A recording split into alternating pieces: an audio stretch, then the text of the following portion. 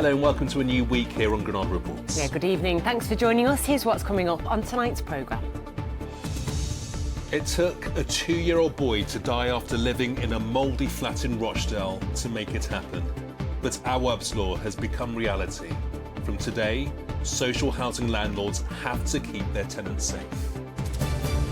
She just wanted to lose weight, but Karen's daughters are convinced she'd still be alive if she hadn't bought black market skinny jabs from a beauty salon. Now they want the government to act. I think that more needs to be done to them. I think that there's so many people doing it, there's so many people selling it. Can Steve stop the rot? We chat to the Lancashire veteran charged with bringing the glory days back to Old Trafford. I'll be chatting to the wonderful Catherine Tilsley as she returns to the Rovers this week as Eva Price. But in true Corrie fashion, all is not what it seems. And after a blustery, gusty start to the week, there is more wet and windy weather heading our way for the back end of the week ahead. I'll have more details on that later on in the programme.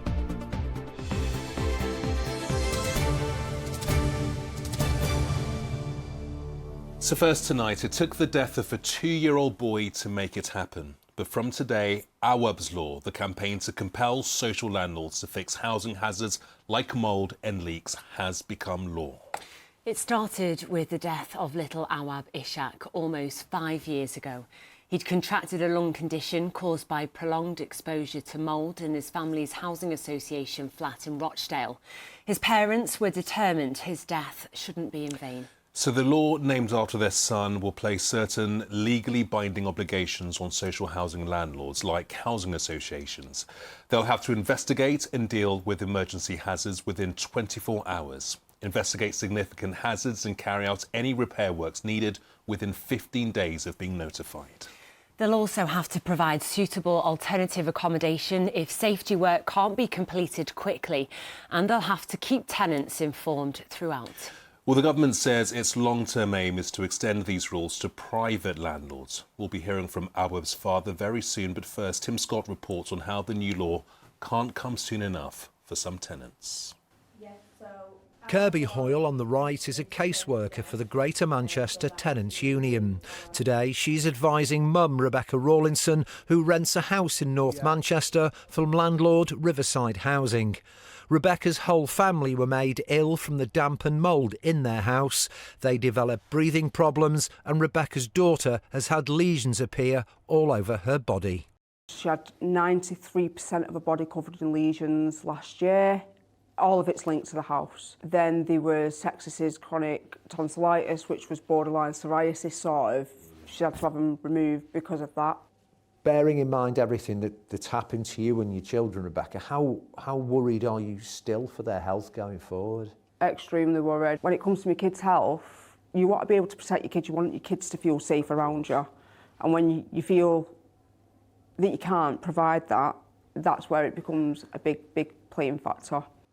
For Kirby, who's advising families like Rebecca's, landlords take way too long to address problems like mould and damp.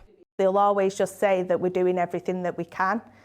But in my mind, and from what I'm hearing on the ground, is that they're not doing everything that they can. You know, it's taking months to fix these damp and mould issues. Little Awaab Ishak died in 2020 after being exposed to mould in his home in Rochdale. Landlord Rochdale Borough-wide Housing only fixed the problem when it was too late. Today it's hoped that the new law in Awaab's name will force landlords to make repairs in their homes quickly and prevent another tragedy.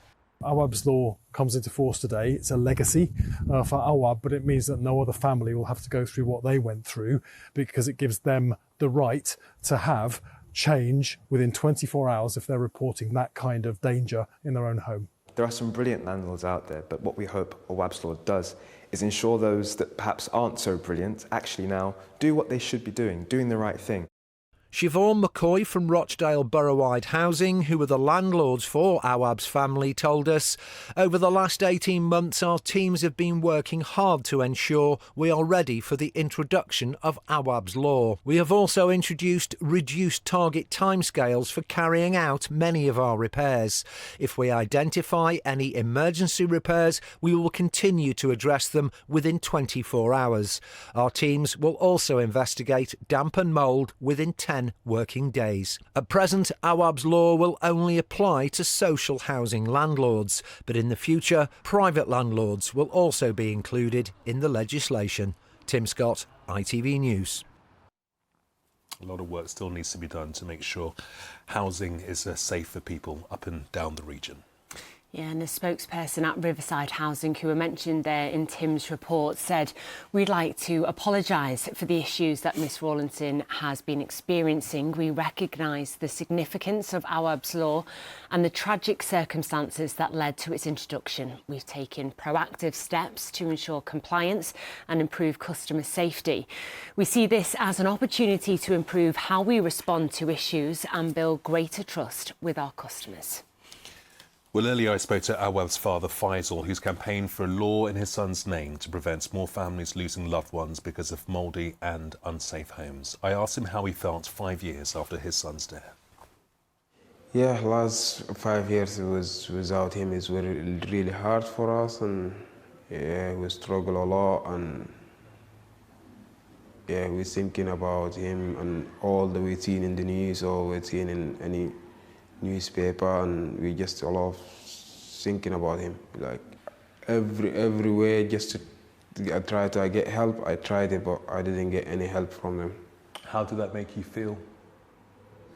I feel like I'm not treated like as a human being in this house, and like just all like you stay what you got, or you happy to let stay, or something like this, or I don't understand, like. But I feel like I'm not treated as a human being in the house. Why do you think they did nothing? They didn't do anything. They ignored me until my son passed away in the house. It's really make me feel frustrated, but they just until keep waiting to my son die, and then they're gonna change the law. I feel like at least he's changing something. Yeah, still very tough and very raw for Faisal. Really appreciate him talking to me a little bit earlier on. Well, next tonight, to the pressure to be skinny and the devastating effect it's had on one family from Salford. Karen McGonigal was 53 and a mother of 3. She got nowhere when she went to the NHS in the search for weight loss injections, which can only be legally administered by NHS professionals. But then she heard of a local beauty salon offering jabs for £20 a shot. But after a series of injections, she fell ill.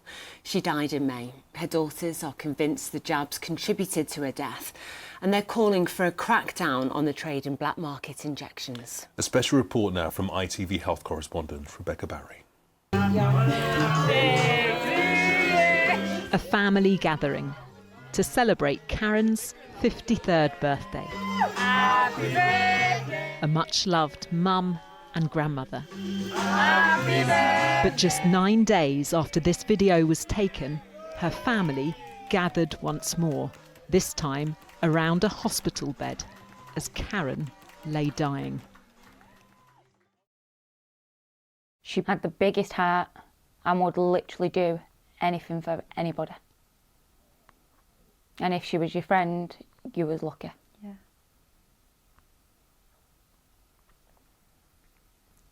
So kind, loving, loved the kids. Kids was everything, grandkids. But Karen was unhappy, desperate to lose weight. She'd been in a long-term relationship and that ended, and she just didn't feel happy in herself. She didn't want to go out anywhere. She didn't do anything, and I think she just wanted her old self back. So she wanted to start by losing weight to gain her confidence back. She was desperate to lose weight. She was saying it was ruining her life and stuff, so she wanted to do something. She went to her GP but couldn't get weight loss injections on the NHS. Then she heard they were available at a local beauty salon. So her daughter Abby contacted the seller and has shared her messages with ITV News. She says she's been recommended by a friend and asks for information. The seller says she offers semaglutide and Mounjaro, types of weight loss drugs. She charges just £20 per injection. So they book her in. And the seller confirms she can have the injection on the same day as they meet for their chat. No questions about her BMI or medical history, just a time and the price and 3 kisses. Her daughter Fionn went with her to the beauty salon. Just a normal salon. The lady was doing somebody's nails. She'd stop doing the woman's nails. She'd take my mum into a back room. There was a beauty bed. My mum would just like edge her bum up on the side of the bed. No like preparation was done, no cleaning, nothing. She'd give it my mum. My mum would pay her and you'd be out. You're not even in there 3 minutes and you'd be out. No medical checks? No. She didn't have any healthcare qualifications? No. We trusted her. You just don't, you never think it's going to be her. Karen was injected several times and began losing weight. But 4 days after her last jab, she suddenly fell seriously ill. Her face was like purple here, then it'd go back to normal, then it'd go purple again, then it'd go back to normal. And I was like, Mum, there's something wrong, like, I need to ring an ambulance. She got blue lighted to hospital. By the time I seen her again, she wasn't awake. After 2 days in intensive care, doctors turned off her life support. It didn't take long.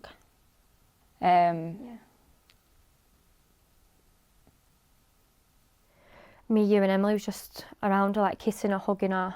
We were singing. All the friends was there.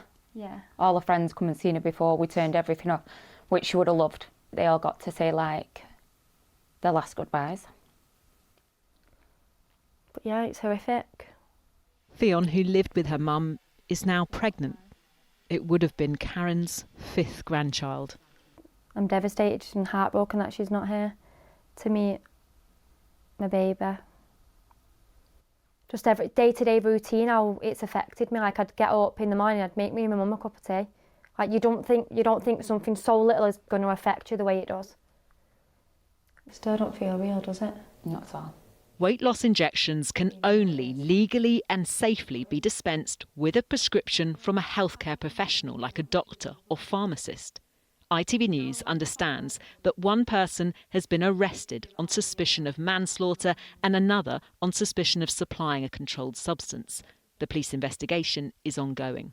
I think that the people that are actually injecting people with this stuff, I think that more needs to be done to them. I think that there's so many people doing it, there's so many people selling it. So you think if the authorities were stricter on this, there'd be more of a deterrent and it would help save lives? I'd hope so, yeah.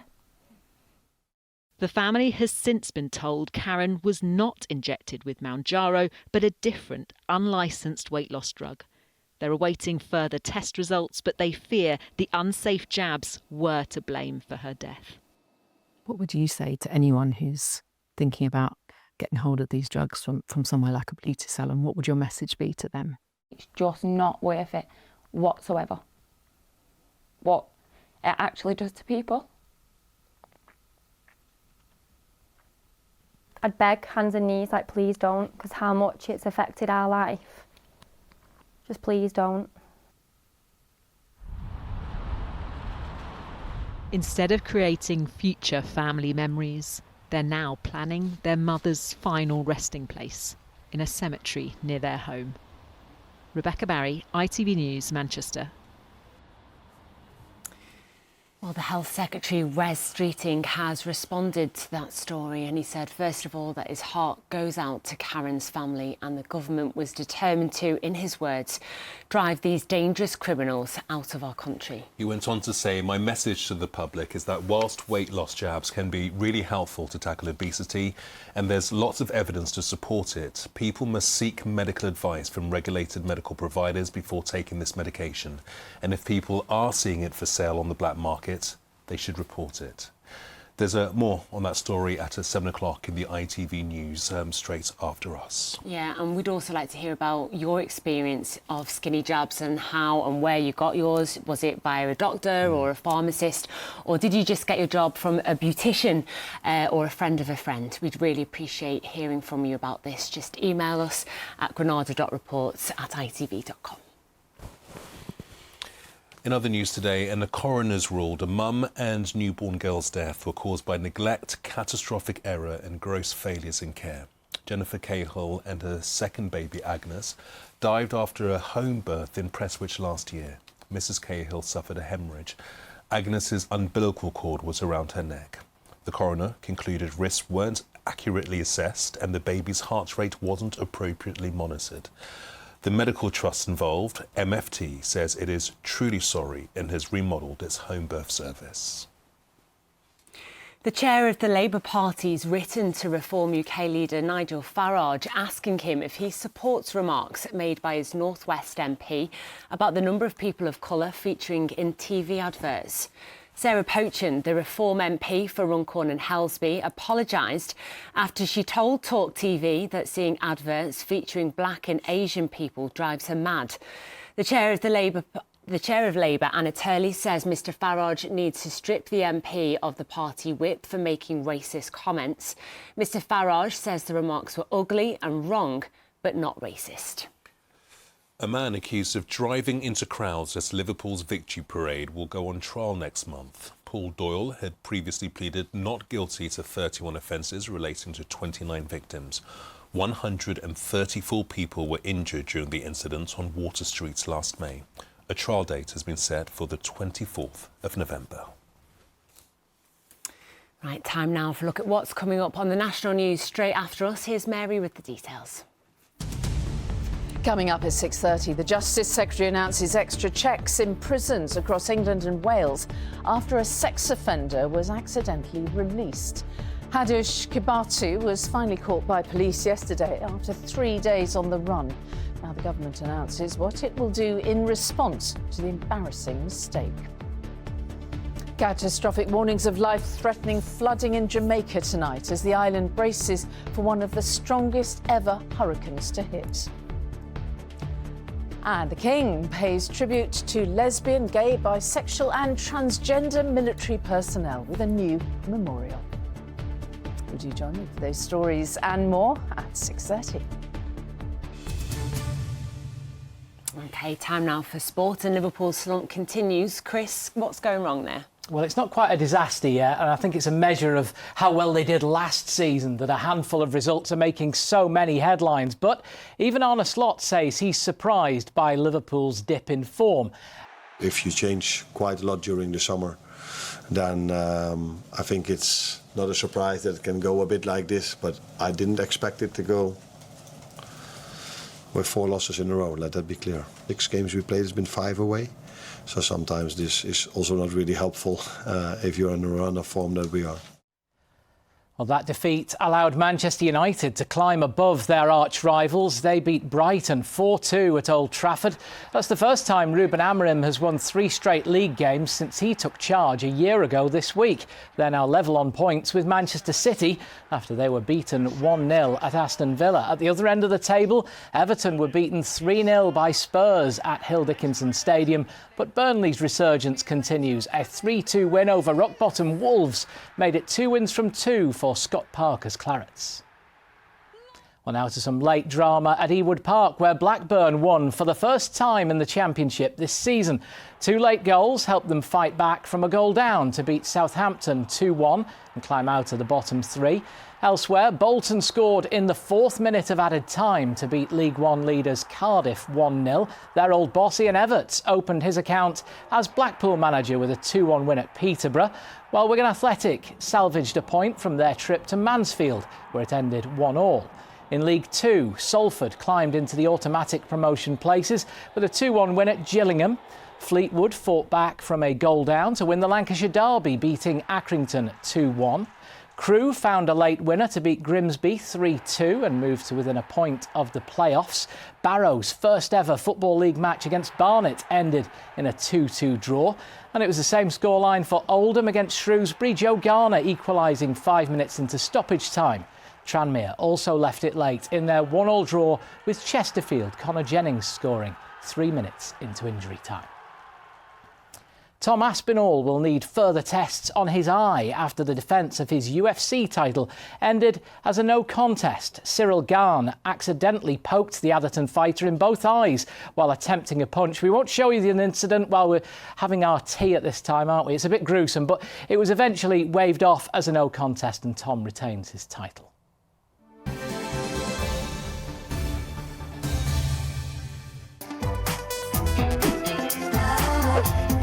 Getting that winning feeling. FOW, sponsor of the Granada Sport Report. Now to cricket, and Lancashire's new head coach says the glory days could soon return to Emirates Old Trafford. Former captain Stephen Croft became interim head coach mid-season when the team were currently second bottom of County Championship Division 2. He guided them back up to 5th in the table and to finals day in the T20 Blast. Now, after being given the permanent job, he has his sights on promotion and on success for his football club. Stephen, congratulations on the job. What does this club mean to you? An awful lot, having spent sort of 22 years as a professional here and then sort of coming as a 12, 13-year-old.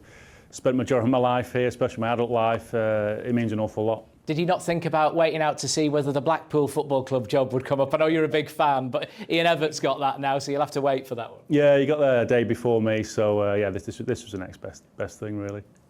When you took over as interim head coach earlier this year, the club was really struggling near the bottom of the table, and they've really turned it around under you. How impressed have you been with the lads and what they've done in the second half of the season?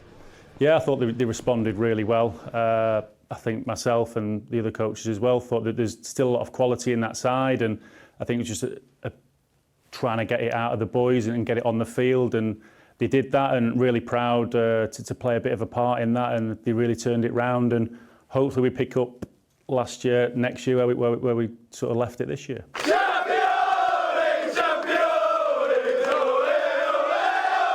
Of course, as a player, you were part of that victorious 2011 County Championship victory. How long before the fans here can start to dream of that level again?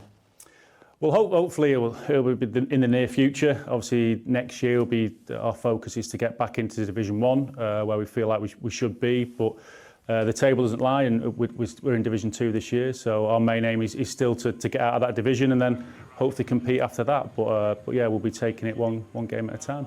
And just finally, you're one of the youngest head coaches around, I would have said. You're, what now, 41? Jimmy Anderson's still playing at 43. Couldn't you be picking yourself next year for a few matches? To be fair, when I did sort of retire last year, I felt like I could have a few more years at it. But I think like that the legs are in the coaching, and it's obviously worked out well. And yeah, it's been a bit of a build-up to the last sort of 12 years to be coaching. But yeah, I didn't think this role would be this soon, but obviously thrilled and delighted to get going. You never know. There might be an injury crisis. You might need to step in at some stage. Listen, congratulations again on the job and good luck for the season ahead. Thank you very much. Cheers. Yeah, good luck to Stephen. He absolutely adores that club. We wish him well. Absolutely. Thanks so much, Chris. Now, tonight on Corrie, a familiar face returns to the Rovers 7 years after she left the streets with baby Susie. Actress Catherine Tilsley, who plays feisty Ava Price, says she's over the moon to be back where she calls home. Yeah, the actress from Walked In explains how she's excited to be back on the cobbles with a brand new family. But as always in Soapland, things are not what they seem. There are a few surprises in store, as our entertainment correspondent Caroline Whitmore found out. Eva, hi. Hi, Eva. These are on me.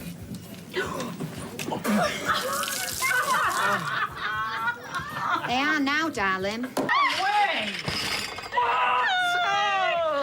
I think they've met before. Do you reckon? Catherine, I've 2 words to say to you. Go on.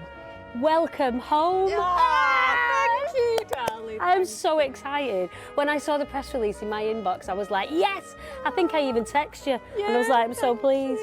How has it been back?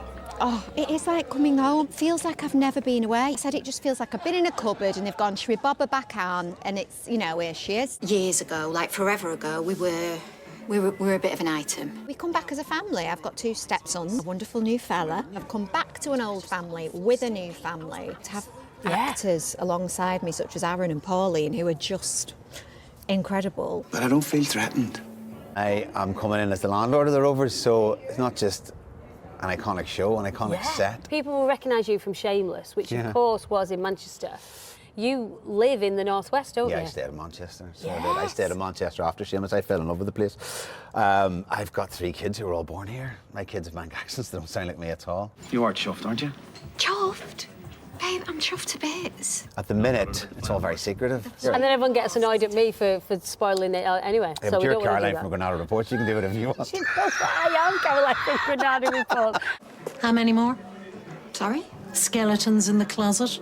Maggie, Adam is an ex-boyfriend. You play Eva's formidable mother-in-law. Everyone I've spoken to today are so excited about you joining Coronation Street. No pressure then. Yeah. Are you used to that reaction? No, not at all. Maggie Driscoll, who I play, great character. The older, huge, characterful women, you know, that Coronation Street was, you know, based on in the very beginning. So, you know, we stand on the shoulders of giants for sure. Like one, would you not have a drop? No, thanks anyway, Mrs. Doyle. I'm fine. No, really. I tell you what, Father, I pour a cup for you anyway. People love Father Ted. They love Mrs. Doyle. I watch Father Ted sometimes and I've forgotten so much about it that I don't see us in there at all. I just see the characters. It's all been people shouting tea-related things at me. I'm guessing it's kind of going to change. She stepped back onto the cobbles and somebody's name is above the Rovers' return. I know, can you believe it? That is a dream come true. Yeah. Do you have a favourite of the landladies? For me, yeah, because of the era that I grew up in, is Bet Lynch. I knew you were going to say that. Out. Don't underestimate Eva Price because she doesn't think about consequences. Please tell me that Maria and Eva are still fighting. Oh, Eva loves a grudge. It's kind of the new Gail and Eileen dynamic that we've got going on. I mean, don't let them near a water feature. I've got a theory though, because you were on the street for 7 years. Yeah. And it was 7 years ago that you left. There's a 7-year itch going on. Yes. So please stay longer than 7 years. I love that. Oh my gosh, yeah, you're right. Landlady of the Rovers, but lots of secrets to come. Many secrets. Watch this space. It's a dream come true. Thank you. Mrs. Doyle and Corrie can't wait. Time now for a look at the weather. Here's James. Mum, wet wipes, toilet or bin? Bin. Why? United Utilities sponsors ITV Granada weather. Hi there, good evening. A mixed bag start to the week. Saw some hefty showers around earlier, some decent spells of sunshine for the bulk of the day, and there's more rain on the way, and that really sets us up for a pretty changeable week. All in all, more rain, more showers, but at least it's going to be generally mild. This little feature here, this is the warm front pushing through. It's kind of with us right now. Then the cold front drifts through and then it's back to showers. But amongst all of this are some strong gusty winds. We've certainly seen 1 or 2 of those near the coast today. Looking ahead to Thursday and overnight into Friday, this little feature could be a bit of a troublemaker. Return of some gales through the Irish Sea and quite a lot of wet weather. Back to this evening then, warm front pushing through, 1 or 2 heavier bursts as the cold front drifts through, and then it's back to more scattered showers. At least they're not going to last long because it is going to be quite blustery, particularly around the coast there, but even inland and up on the higher ground it will be a bit of a windy night. Temperatures remaining in double figures because of the breeze, and that's where we go into Tuesday. Bright, breezy, showery, particularly during the early part of the day. I think even at lower levels it will be blustery, becoming a little more restricted to the higher ground as we head into the afternoon. Temperature-wise, looking at highs of 11 to 13 Celsius, so in 1 or 2 places slightly up on today. Might be tempered by that blustery breeze, which will be noticeable particularly when showers go through. Wednesday, again, sunny spells and showers, still relatively mild. Thursday, not a bad start, but then that big bundle of wet and windy weather drifts through overnight into Friday, back to sunny spells and showers to end the week. Cleaned up well. United Utilities sponsors ITV Granada weather. And that is it for tonight's Granada Reports. Coming up tomorrow, we meet 2-year-old Jude, who's taken the snooker world by storm. Yeah, see you later. Good night.